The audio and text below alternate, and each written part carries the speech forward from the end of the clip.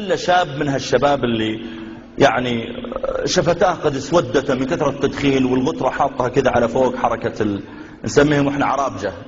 عرابجة يعني صيع وشكل يعني ما يسرك كثير. يقول فخفت في هالليل، قلت ماذا تريد؟ جزاك الله خير.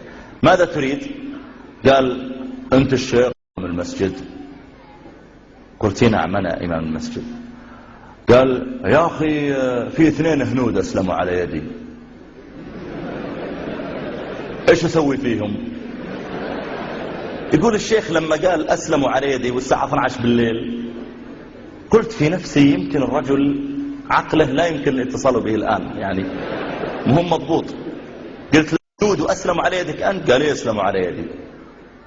قلت والله يا أخي ما شاء الله، يعني وينهم؟ قال في السيارة.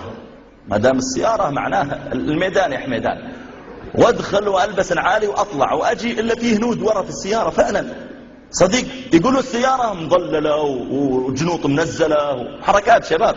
السلام عليكم صديق. عليكم السلام. انت في مسلم؟ اشهد ان لا اله الا الله وان محمد رسول الله. مسلم.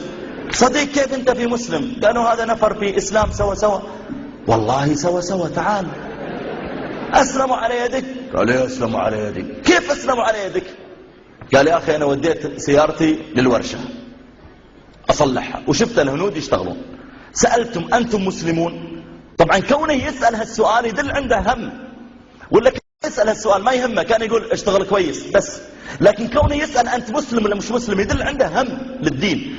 قلت أنت مسلم؟ قال لا ما في مسلم. ليش ما في مسلم؟ قال ما في معلوم إسلام، ما في كتب، ما في معلوم إسلام. قلت خلاص أنا أجيب لكم كتب.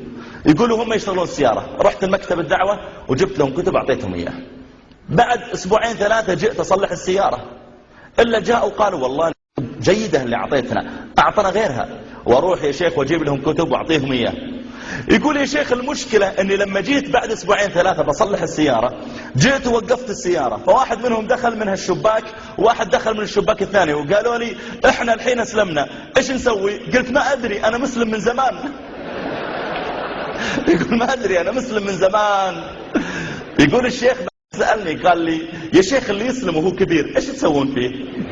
قلت والله يا أخي ما نسوي بالشيء، لأن بعض الناس مسكين وده يدعو الإسلام بس مخربط. عندي واحد من عيال عمي لسه جاي من أمريكا يقول لي عندنا مركز إسلامي طيب، يقول لكن جهال. قلت كيف جهال؟ قال مرة جالسين مجموعة منهم ودخل واحد أمريكي يبغى يسلم. لما دخل قال أنا والله أنا قرأت عن الإسلام وكذا أبغى الإسلام. قالوا كويس يلا قل أشهد أن لا إله إلا الله محمد رسول الله. قال أشهد أن لا إله إلا الله وأن محمد رسول الله. قالوا الله أكبر الله أكبر. ويمسكه واحد منهم قال كم with me، تعال معي. قال وين؟ قال تو هوسبيتال، للمستشفى. قال ليش؟ قال بنقطع يعني ختان. قال ليش اللي يسلم تقطعونه؟ قال ايه؟ قال له افري مسلم. قال افري مسلم كل المسلمين نقطعه. قال طيب خلاص بلاش اسلام، ما ابغى اسلام. فقال له واحد ثاني اذا ارتديت نقطع راسك. فقال المسكين قال ايش هذا الدين؟ اذا دخلت فيه يقطعون ذكرك واذا طلعت يقطعون راسك. وش هالدين هذا؟ طبعا الدين مش كذا، الدين ليس لهذا، يعني ليس من شروط الإسلام أنك تعمل ختان، ليس شرطا للدخول في الإسلام. ومسألة أيضا تطبيق الحد عليه إذا ارتد لها شروط وفيها موانع، قصة طويلة ليست القضية أي واحد يحكم فيها من اللي جالسين. لكن شوف الجهل، تدخل في الدين يقطعون، تطلع من الدين يقطعون، ليست القضية كذا. هذا الشاب قال يا شيخ إيش تسوون فيه اللي يسلم هو كذا؟ قال ما نسوي فيه شيء، نوديه المكتب ونغير إقامته من هندوسي إلى مسلم بس. ودوهم المكتب وغيروا إقاماتهم.